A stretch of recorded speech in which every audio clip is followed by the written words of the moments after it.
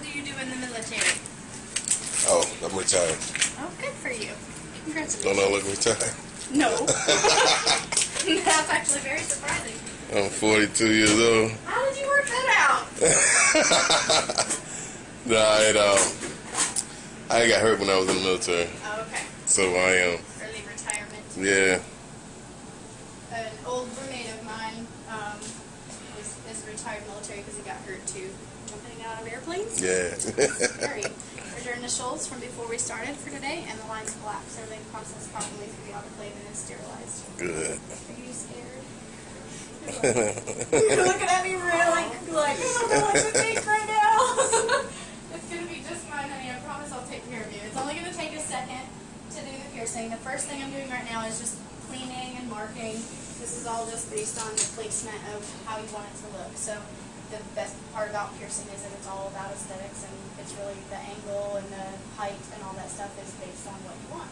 So I'm going to clean it and mark a dot where I think it'll complement your face the best, and I'll let you look at it. And then if you don't like it, we'll move it from there. Okay? So I'm just going to clean the side of your eyebrow.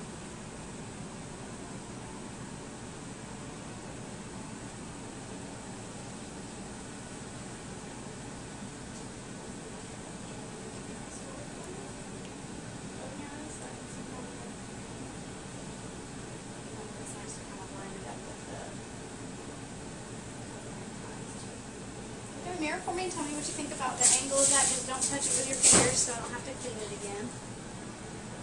You can put your glasses on if you want so you can see how it does with or without your glasses. Probably want to say my eyebrow. You want it? It's gonna be that way though. Yeah, I mean the arch of the main thickness of your eyebrow goes, you know, in between those two dots. So you might wind up plucking your eyebrows a little bit to just kind of thin it out a little bit at the bottom to be able to compensate. Because if I make it wide enough just to compensate those baby tiny thin hairs, if you ever do like look at the thickest part of your eyebrow, it's going to look almost off center, like it's too deep. Right, you know? don't want that. Yeah. So it's more of like if you can envision like the width of your eyebrow and that's centered within that. But if you wanted me to move the angle or move it down, do you like any of that? Okay. You can set your aftercare bag in that chair if you want to, because I'm going to have you lay down for the piercing. So, lay flat on your back for me, and lift up your feet so I can give you a little extension for your leg.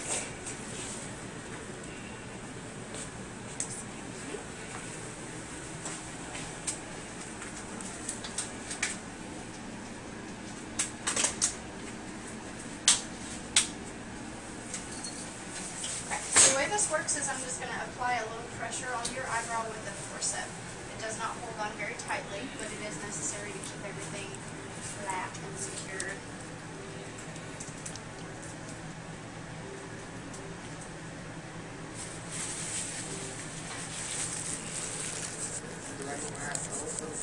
It's probably going to make your face a little more relaxed if you do. I bet you can get a better video on this side if you want, because my arms are going to be right in front of her. Scoot down that way just a hair, where you're a little lower on the table. There you go. So I'm just going to hold on to your eyebrow. Like I said, your eyes can be open or closed, whatever is most comfortable for you.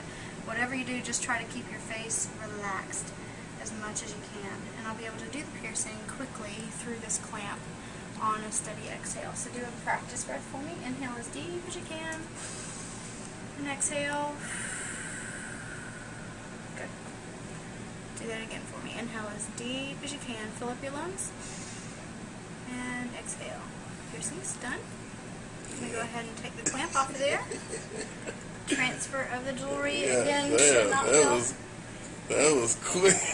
Yeah. I don't like to make this a long process. I want it to be really simple. Jewelry's in. And all I have to do is put the top ball on. Now the benefit of this jewelry is that it's press fit, which means that you do not have to do that righty-tighty, lefty-loosey thing. Right. It just snaps together and stays together, so it's low maintenance and it's less likely for you to lose a ball and the jewelry fall out. So you're going to have a little bit of swelling, but it looks like it's going to give you perfect amount of room for that. Okay. How you doing? You okay? Yeah. Did she die? Yeah, she's breathing. She's still breathing? She's ventilating. Okay. So you're all set. I'm going to let your feet down so it'll be a little easier for you to get up when you're ready. All right. We thank you very much. You're welcome. No problem. And we'll be back if anybody else want one. Okay. And remember, the little folded card is good to keep up with in the future if you decide that you want to buy a new piece of jewelry. You have to first check that you've passed your date, because today's date versus how much time it takes to heal, you have to pass that date before it's safe to change it. And then you also have information on that card of what size jewelry you wear. So body jewelry is not one size fits all. It's just like shopping for clothes and shoes. You have a specific size that fits your piercing. Something that I didn't go over with you that's a possible, something that's a possibility, especially with eyebrows, is that sometimes it will do something called a migration. And if you notice that the barbell all of a sudden, like over time, looks like it's growing, obviously that's not possible. If the bar looks too long and the skin becomes less and less, that means that the piercing is rejecting or migrating. So you have to actually abandon the piercing, let it heal, and then after maybe 2 or 3 months we could revisit putting the jewelry behind that scar tissue, and it'll hold it in place better the second time. So how many times you wash it a day? How many times you wash it a day? Twice, preferably. Twice. 2 to 3, so morning, night, and if you have some time in the middle of the day. Okay. All right, there it is. She's on. You alright? Let me see. Okay, she's walking. Funky I didn't fresh. kill her after all. Yeah. All right, we thank you, April. You're welcome. Thanks for coming back. Okay. You guys enjoy your day. We surely will. And it was a pleasant visit. Bye-bye.